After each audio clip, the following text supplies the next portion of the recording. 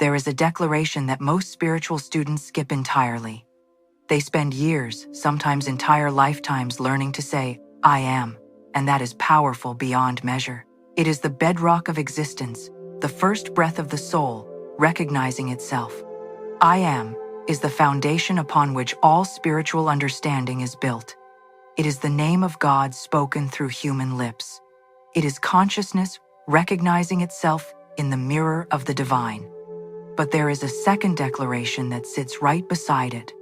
A declaration that is equally sacred, equally ancient, equally transformative, and yet, most seekers stumble over it, trip on it, walk around it as if it were a stone in the path. They avoid it because to the logical, evidence-obsessed mind, it feels dishonest. It feels like a lie. They are afraid of being wrong. They are afraid of looking foolish. They are afraid that claiming something invisible will somehow make them less credible, less grounded, less real. That declaration is two simple words. I have. Not I will have. Not I am trying to have. Not I hope to one day have, when the circumstances align and the stars cooperate, and the universe finally decides to be kind to me. I have. Present tense. Present moment.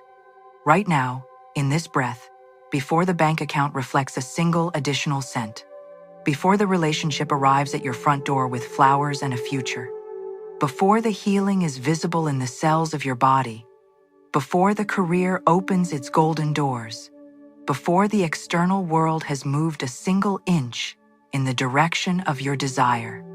I have. Right now. I know exactly what your mind is doing as you hear those words.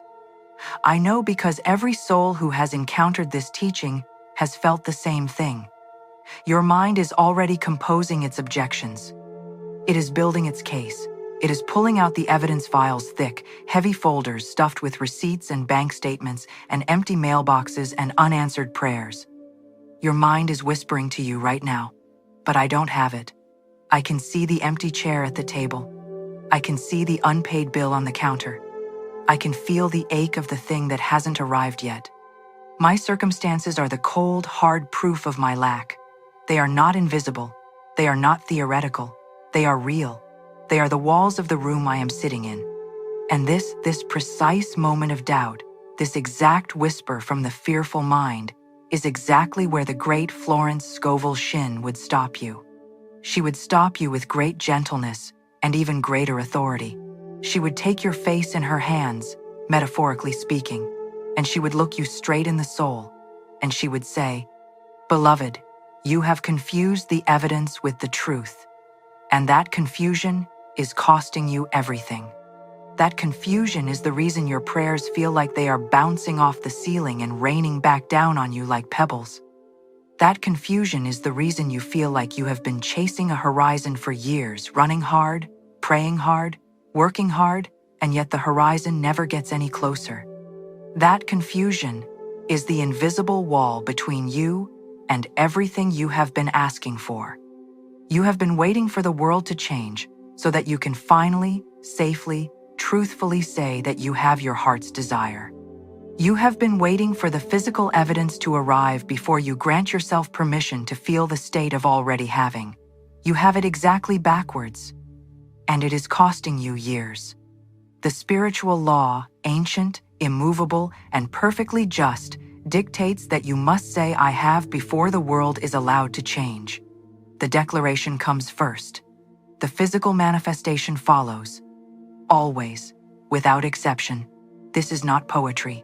This is the operating law of the universe. By the time you reach the end of this teaching, you will no longer be a beggar at the gates of your own life. You will understand, with absolute clarity, why saying "I have" is not a delusion, not a denial of reality, not a form of spiritual bypassing, but a legal and precise claim upon your divine inheritance. You will learn the exact mechanism, psychological, neurological, and spiritual, that turns invisible supply into visible reality. You will walk away with 3 sacred and practical levels of claiming what already belongs to you, so that you never again have to wait for external permission to live in abundance. The waiting is over. Your inheritance has been here the entire time. Most of us were raised to believe that seeing is believing. It was drilled into us by a well-meaning but spiritually sleeping world. We were taught to wait for the harvest before we celebrate the grain.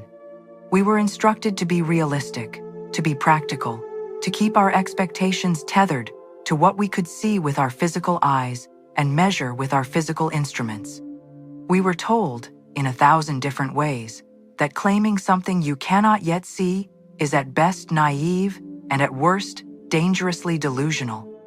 But here is the radical, life-altering truth that Florence Scovel Shinn built her entire ministry upon, the truth that mystics and sages have whispered across centuries, the truth that now even neuroscience and quantum physics are beginning to confirm from their own directions. The invisible always precedes the visible, without exception, every single time. Supply is not created when it arrives in your hands. The career is not born the day you receive the offer letter. The relationship is not born the day you meet the person. The healing is not born the day the doctor gives you the clear report. These are merely the final physical expressions, the last and most dense stage of a creative process that began long before in the invisible realm of divine ideas.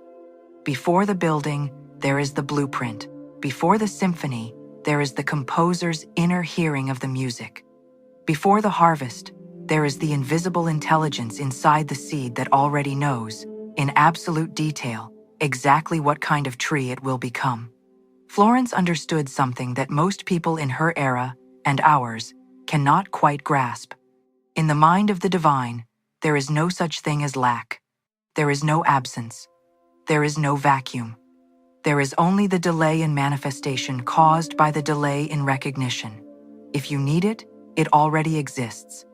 If you genuinely desire something not as a passing whim but as a deep soul-level desire, the supply for that desire was created the very moment the desire was born in you. The desire and the supply are twins. They arrive together. You simply have not yet tuned to the frequency of the supply. Think of it like a radio signal. In the room where you are sitting right now, there are hundreds, perhaps thousands, of radio signals passing through the air. Music, news, voices in dozens of languages. All of them are present. All of them are real. All of them are available. But you do not say, "I hope the music starts playing eventually." You do not say, "Perhaps someday, if I am good enough, or patient enough, or lucky enough, the music will find its way to me." You say, "The music is here. It has always been here. I simply need to tune the instrument to the right frequency." I have is the tuning. It is the act of turning the dial. And there is a deeper, more ancient confirmation of this truth. In the sacred texts, it is written, "Before they call, I will answer." Sit with the staggering depth of that promise for a moment. Before the prayer has even formed fully in your throat, the answer is already moving. The answer did not begin moving when you began praying. The answer was already there, waiting for the call to give it permission to become physical. This means the supply, your supply, specific to your need, exactly right for your situation, is already positioned in the invisible realm right now. The declaration of "I have" is not you pretending that something is true when it isn't. It is you reading from the correct ledger. Not the physical ledger that the bank keeps, not the ledger of appearances, not the ledger of what your eyes can currently confirm. You are reading from the invisible ledger, the one that has always shown the full truth, the complete picture, the supply that already belongs to you in the realm where all things begin. You are not lying. You are reading the right account. There is a distinction that Florence returned to again and again throughout her decades of teaching, and it is a distinction that most people have never truly been taught. It is the difference between passive hope and active faith, and understanding this difference is the hinge upon which your entire spiritual life can turn. Passive hope is a form of waiting. It is a state of longing. It is the vibration of not yet. When you hope, you are effectively broadcasting to the universe a message of separation. You are communicating, at the deepest vibrational level, that what you desire is far away from you, that you are standing on one shore looking across the water at something beautiful that exists on a different shore. You are creating a gap made of time, space, and the painful awareness of distance. You are, with every breath of hoping, affirming that you are separate from your good. Passive hope feels humble. It feels spiritually safe. It feels like it protects you from the embarrassment of being wrong. But it is actually a very subtle form of spiritual poverty. It is the declaration of someone who does not truly know who their source is. Active faith, on the other hand, confidently claims what already belongs to you by divine right. It does not wait for circumstances to confirm the claim. It makes the claim first, and then holds steady, while the circumstances reorganize themselves to match it. Active faith is not reckless. It is not delusional. It is not the denial of present challenges. It is the most spiritually sophisticated and precise act a human being can perform, because it aligns you with the truth of the source before the shadows of the world have had a chance to catch up. I have is the ultimate statement of active faith. When you say I have with genuine conviction, not as a performance, not as a desperate attempt to trick the universe, but as a deep recognition of where your supply actually comes from, you are doing several extraordinary things simultaneously. You are choosing which ledger you read from. You are choosing which reality you anchor yourself in. You are declaring that the invisible realm is more real to you than the temporary conditions of the physical world. And you are, in that declaration, positioning yourself as a co-creator rather than a victim of circumstance. The reason most people never experience the abundance they pray for is not because it is being withheld from them by some distant, punishing deity who is keeping score and finding them wanting. It is because they are waiting for permission to claim it. They are waiting for the world to tell them they are rich before they allow themselves to feel wealthy. They are waiting for someone else to tell them they are worthy before they allow themselves to feel loved. They are handing their creative authority over to the physical world and then wondering why nothing changes. I have is your own permission, spoken in your own voice, in your own authority. It is you walking into the counting house of the divine and saying, clearly and without apology, this is mine. I know it is mine. I claim it now. No one else can do this for you. No teacher, no guru, no prayer group, no book, not even this teaching can claim your inheritance on your behalf. You must speak it yourself. You must feel it yourself. The declaration must come from you. Now we must look carefully at the specific error that keeps brilliant, sincere, spiritually dedicated people trapped in a cycle of almost, in a cycle of just about to, in a cycle of progress that somehow never quite arrives at the destination. Most of us operate in a sequence that feels entirely logical and entirely reasonable. First, I see it. Then, I believe it. And then, only then, when I have ironclad proof, will I allow myself to say it. This is the sequence of the physical world. It is the sequence of science, of commerce, of ordinary human experience. See it, believe it, say it. And there is nothing wrong with it in its proper domain. But Florence Scovel Shinn taught the exact reverse when it comes to the spiritual creative process. She taught, with absolute consistency and clarity, first I say it, then I believe it, then I see it. The declaration is the seed. You do not wait to see the full-grown oak tree before you believe in the power and the destiny of the acorn. You plant the acorn in the ground, in the dark, in the invisible, because you know with absolute certainty that the oak is already inside it. The oak is not somewhere outside the acorn waiting to be added to it. The oak is the invisible truth of the acorn's identity. The soil and the sun and the rain do not create the oak. They simply provide the conditions for the oak's already existing inner truth to become visible. Your declaration of I have is the planting of the acorn. When you wait for physical evidence before you allow yourself to feel the state of already having, you have removed yourself from the creative process entirely. You have abdicated your role. You have become a spectator of your own life, someone who watches and waits and hopes, rather than the director, the author, the sovereign creator of your experience. It is like standing in front of a mirror and waiting for the reflection to smile before you are willing to move your own lips. Think about how absurd that sounds when you put it that way. And yet this is exactly what most of us are doing with our lives. We are waiting for the reflection, the physical circumstances, the bank balance, the relationship status, the health report to change first. We are waiting for the mirror to move first.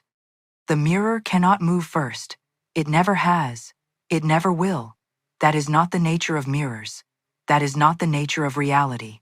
The declaration must come from you. Now, there is a subtle and very dangerous variation of this mistake that requires its own careful examination. I call it the qualified I have. And it is particularly treacherous because it sounds, on the surface, like a form of humble gratitude. It sounds like you are being realistic while still being positive. But it is, in reality, a ceiling that you are placing over your own supply. The qualified I have sounds like this. I have some money, not enough to be truly free, but I have some. I have a relationship, but it's complicated, and it drains me more than it fills me. I have my health mostly, except for this one persistent thing that won't quite resolve. I have success to a certain degree, though not as much as I know I'm capable of. Do you hear what is happening in those statements? They are not declarations of abundance. They are declarations of partial supply. You are telling the infinite creative power of the universe exactly how much you believe it can do for you, and the answer is, not quite enough. You are drawing a boundary line around your good and handing that boundary to the universe as a specification. Florence was incredibly clear on this point. Abundance is a frequency, not a numerical amount. When you qualify your having, you are tuning to the frequency of almost, rather than the frequency of complete. You are essentially communicating to the divine, I believe in your power, but only to a point. I trust your supply, but only up to this line. Beyond this line, I don't think I quite deserve it, or I don't think it's quite possible, or I don't think I'm quite ready. The divine takes you at your word. Always. Then there is the waiting trap, and this one catches the most sincere seekers of all. This is for the person who has done everything right. You pray, you affirm. You meditate for 20 minutes every morning before anyone else in the house is awake. You have read every book, listened to every teaching, filled journals with your intentions and gratitude lists. And yet something is still not arriving. The manifestation is still not here. And so you speak of your abundance as something that is moving toward you. My ship is coming in. Florence would sit across from you, take your hands, and say with complete love and complete directness, if your ship is coming in, it is still at sea. If it is still at sea, it has not yet reached the dock. And if it has not yet reached the dock, you cannot unload the treasure. She called this living in the future tense. You are always becoming, but never being. You are always approaching, but never arriving. Your entire spiritual practice has been conducted from the coordinates of not yet, rather than already. And the universe, which is only ever responding to the signal you are currently broadcasting, is confirming your not yet back to you in three-dimensional reality. The words, I have, collapse the distance. They destroy the someday. They reach into the future and pull it into the present moment. They transform, moving toward me, into already here. And this matters enormously because of a principle that Florence knew intuitively and that modern physics now confirms from its own direction. Presence is where the creative power lives. The divine does not exist in yesterday. The divine does not exist in tomorrow. The divine is the eternal I am and the eternal I have.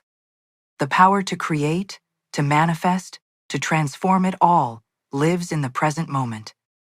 When you align your speech and your feeling and your attention with the present tense of I have, you are plugging into the central power grid of the universe. You are connecting to the only moment, in which anything has ever been created. The universe does not understand later. It does not process someday. It only responds to the vibration you are broadcasting right now, in this breath. If you are broadcasting "I want," the universe hears the vibration of wanting, of lack, of absence, of the thing not yet present, and it responds by giving you more of that exact experience. More wanting, more seeking, more of the feeling of the thing not yet here. But if you broadcast "I have," the universe hears the vibration of completion, of fullness, of present tense possession, and it must, by the immovable logic of its own laws, begin organizing the physical reality to match that signal. It must provide the evidence to confirm the state you are inhabiting.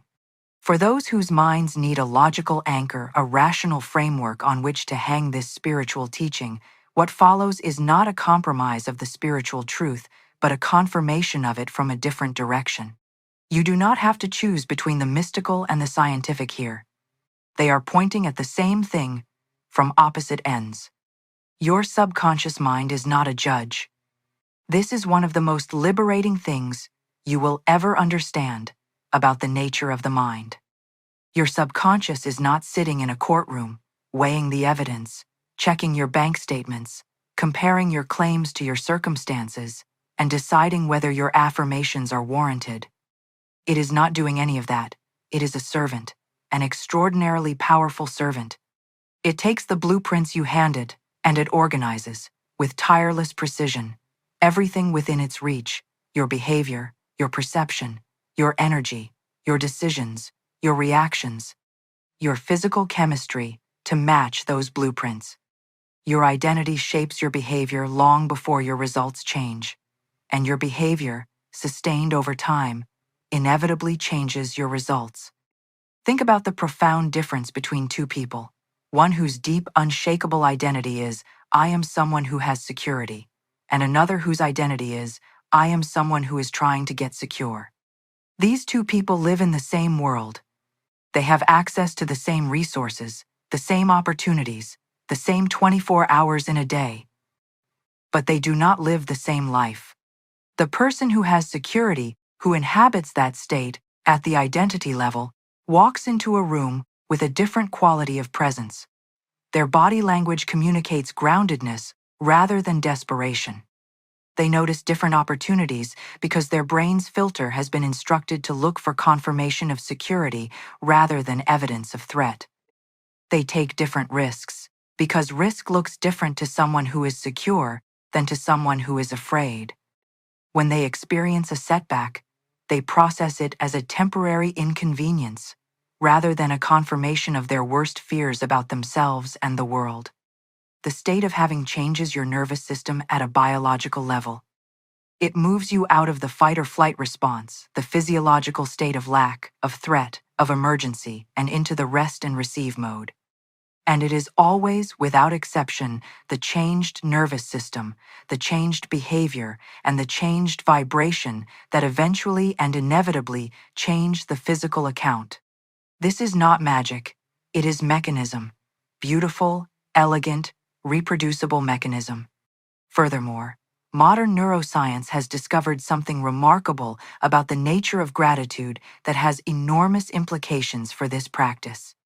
The brain, it turns out, cannot reliably distinguish between gratitude for something you just received and gratitude for something you are claiming in faith. When you feel the genuine emotion of, "I have," not the performed affirmation, but the actual felt sense of having, your brain releases the same neurochemicals. Dopamine, the neurotransmitter of reward and anticipation.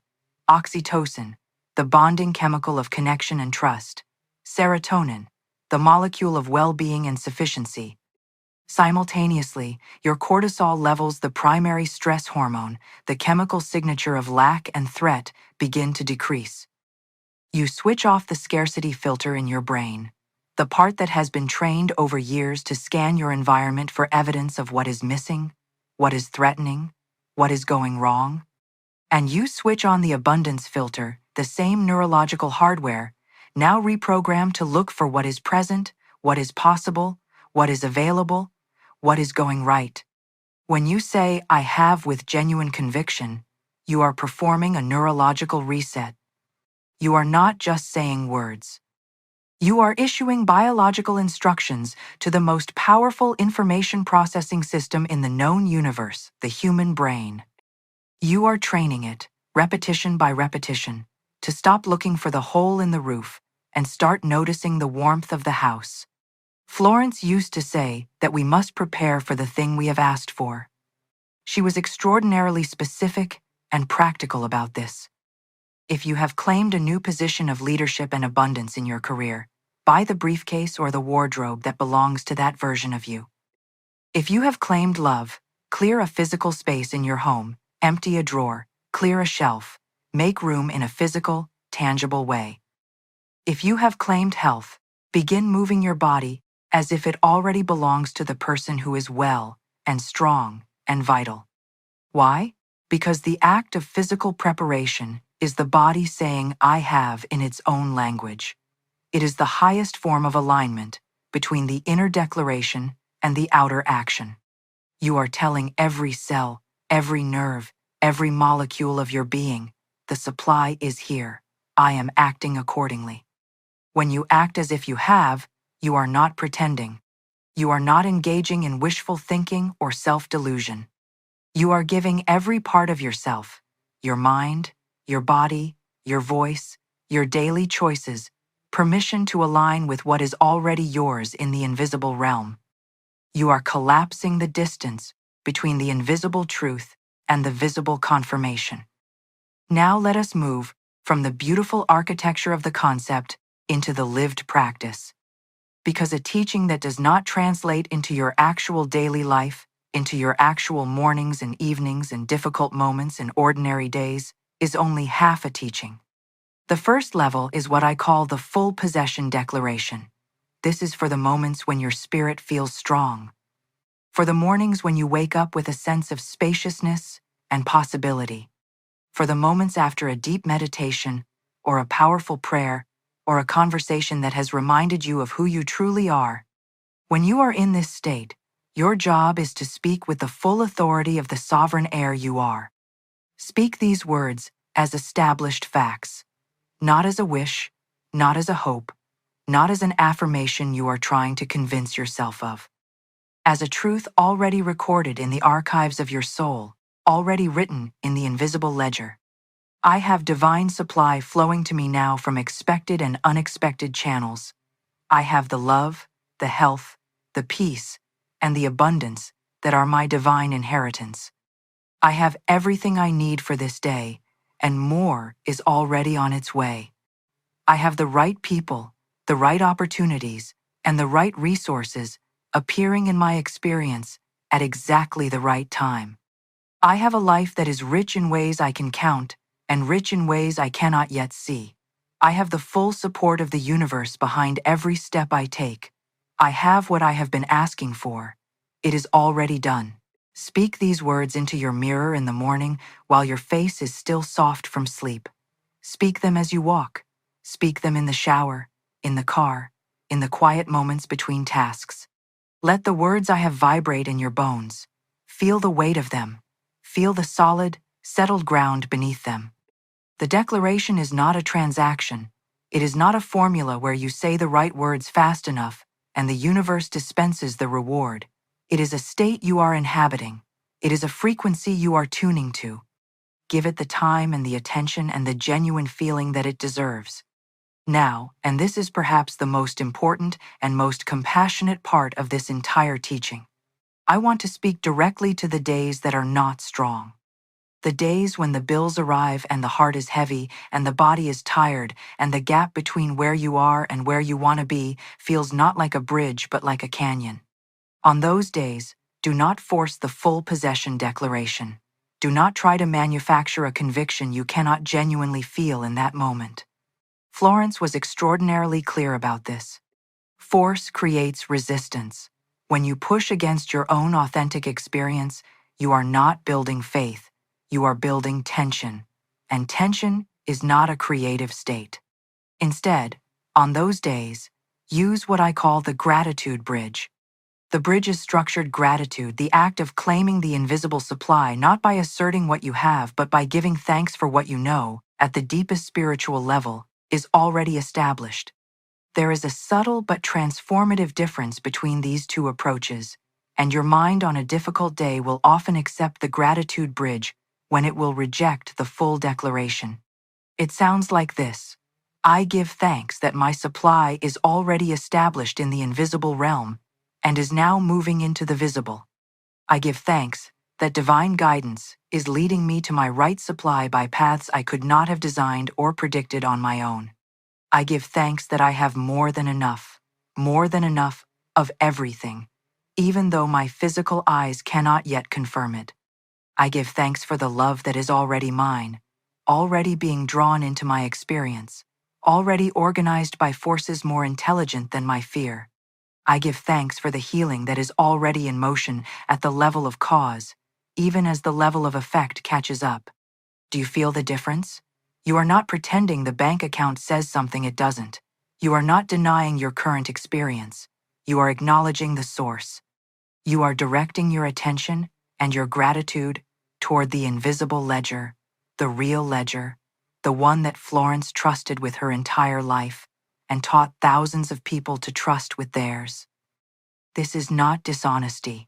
This is not spiritual bypassing. This is the most honest thing you can say about a supply that is already real in the realm where all things begin. You are simply being truthful about a deeper level of reality than the one your physical senses can currently measure. The gratitude bridge will carry you across the difficult days without abandoning your practice, without compromising your faith, without demanding that you perform a conviction you have not yet fully arrived at. Use it without shame.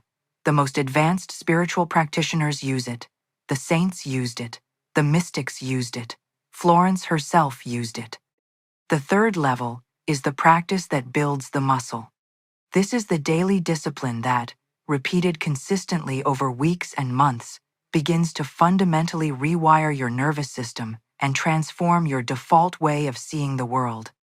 We are so conditioned by culture, by family, by decades of habitual attention to notice what we lack that we have become functionally blind to what we already possess.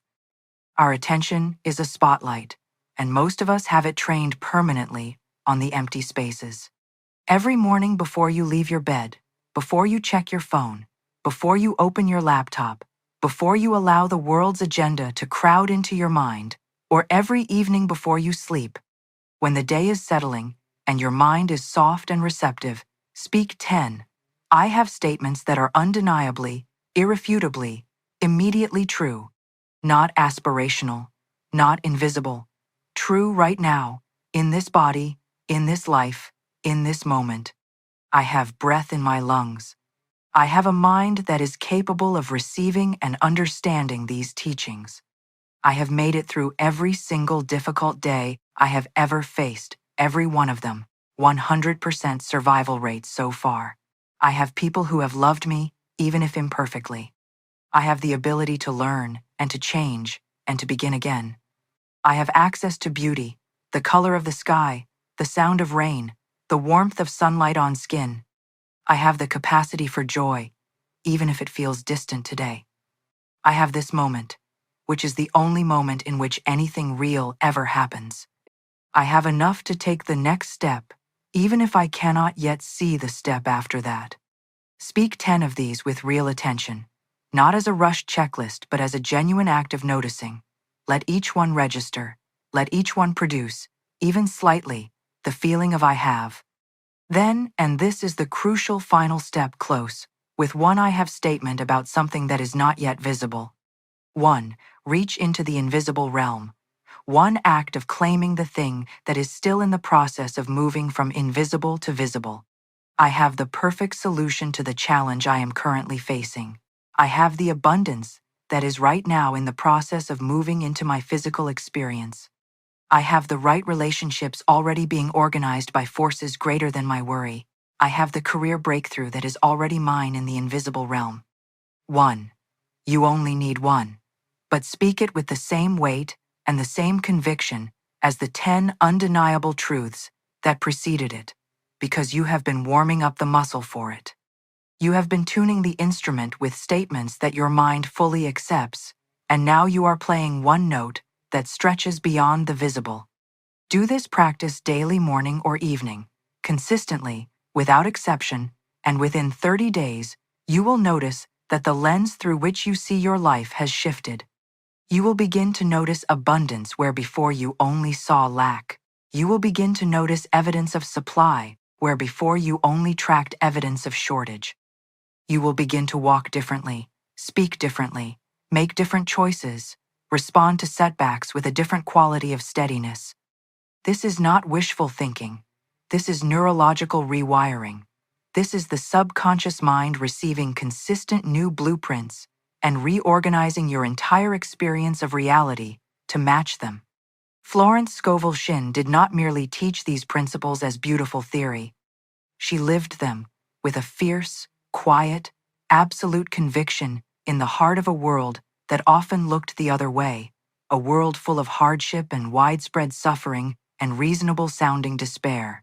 She didn't speak of abundance as something she hoped for one day. She didn't treat the divine as a cosmic vending machine where you deposit a prayer and wait to see if anything comes out. She made specific, present-tense, unapologetic claims, and she taught others to do the same. When someone came to her in financial ruin, truly desperate, truly afraid, facing circumstances that any reasonable person would call hopeless, she did not say, "Let us pray that things improve. Let us ask God to consider your situation. Let us wait and see what the universe decides to do." She said, immediately and without hesitation, "Let us give thanks that you have your right supply." Specific, authoritative, without apology, in the present tense. She once counseled a student who needed a specific amount of money by a specific and immovable deadline. The student was in a state of escalating panic, checking the calendar compulsively, watching the days shrink, feeling the walls close in. Florence told them with great clarity, "Stop looking at the calendar. The calendar cannot help you. Look at the supply. You have the money now, in the invisible. It already exists. Give thanks for it." The student did. They stopped searching for the money, that frantic, desperate, lack-confirming searching, and started looking at the God source, the supply that was already established in the invisible realm. On the final day, the exact amount arrived from a source they had not considered, through a channel they could not have engineered or predicted. Florence understood something that most spiritual teachers, even well-meaning ones, miss. Vague declarations produce vague results. The universe is not a general contractor who fills in the details. It responds to the specificity of your claim. If you vaguely claim abundance someday, you will vaguely experience improvement eventually. But if you specifically claim, "I have my right supply," now, in this situation, the universe matches the specificity. She knew that the universe cannot respond to someday. It has no mechanism for processing a future tense claim. It only knows how to respond to now. It only knows how to match the vibration you are currently broadcasting. And she built her entire ministry, every session, every book, every prayer treatment, every counseling conversation on this understanding. Florence called it calling those things which be, not as though they were language she drew directly from the ancient texts, but she was quick to clarify the real meaning. You are not pretending. You are not engaging in fantasy or denial. You are participating in the same creative act that brought the stars into existence and the breath into your body. You are speaking the invisible into the visible. You are taking your place in the creative process as a conscious, active participant rather than a passive recipient. She taught consistently to everyone who came to her that abundance is not a reward to be earned through sufficient suffering or adequate moral performance or enough years of patient waiting. You don't have to be good enough to have it. You don't have to work 80 hours a week to deserve it. It is a birthright. It is your inheritance as a child of the infinite. And she had a very specific, very powerful way of framing this inheritance that has stayed with everyone who has ever encountered her teaching. An heir does not stand outside the estate, hat in hand, wondering and hoping and watching the door, trying to be patient enough and deserving enough for the inheritance to eventually come through.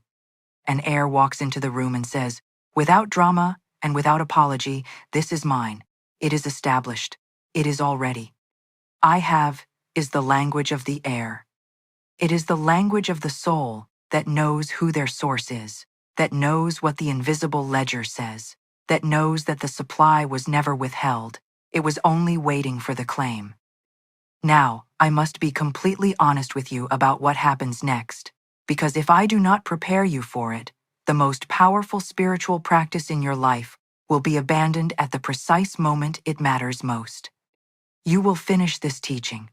You will feel the frequency of I have moving through your system, that quiet, settled, anchored hum that is unlike ordinary hope or ordinary excitement. You will feel real. You will feel right. You will feel like something has shifted. And then you will walk back into your ordinary life.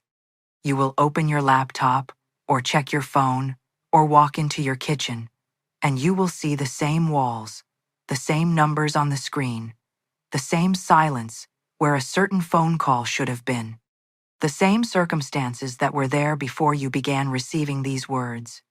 And in that moment, the mind, that old, fearful, evidence-addicted, logical mind, will speak. It will say, with a kind of satisfied certainty, see, nothing changed. You were just telling yourself a story. You don't actually have it. The proof is right here. Look around you. The circumstances are exactly the same as they were before. This is the testing time. And it is, without exaggeration, the most important moment in the entire practice. Florence spoke about this period explicitly and repeatedly because she knew it was where most people abandoned their claim. She called it the period between the claim and the manifestation. And she was absolutely clear. The appearance of unchanged circumstances during this period is not evidence that the law has failed. It is not evidence that you did something wrong. It is not evidence that you are not worthy, or not ready, or not spiritually advanced enough. It is simply the period in which the invisible supply is organizing itself, gathering momentum, arranging channels, orchestrating circumstances to move into the physical. It is the gap between the planting of the seed and the appearance of the first green shoot. The seed has not failed. The earth has not rejected it. The life within the seed is doing exactly what it needs to do. In the dark, in the invisible, unseen. Think of it like ordering a meal in a fine restaurant. You have looked at the menu. You have made your selection. You have spoken your order to the waiter with confidence and clarity. The order has been placed. You have, in every meaningful sense, claimed the meal. You cannot see it yet. You cannot smell it yet. You have no physical evidence that it exists. But you do not pace back and forth in the dining room, crying that you are starving and the kitchen has forgotten your existence. You do not grab the waiter by the arm every 2 minutes to confirm that your order is being processed. You do not leave the restaurant in despair because 5 minutes have passed and the food has not yet appeared. You sit at the table, you talk with your friends, you sip your water, you look at the art on the walls. You exist in a state of pleasant, unhurried confidence because you trust the kitchen. The divine is the ultimate kitchen, and your job during the testing time is not to repeat your claim with increasing anxiety. It is not to run into the kitchen to check on the chef.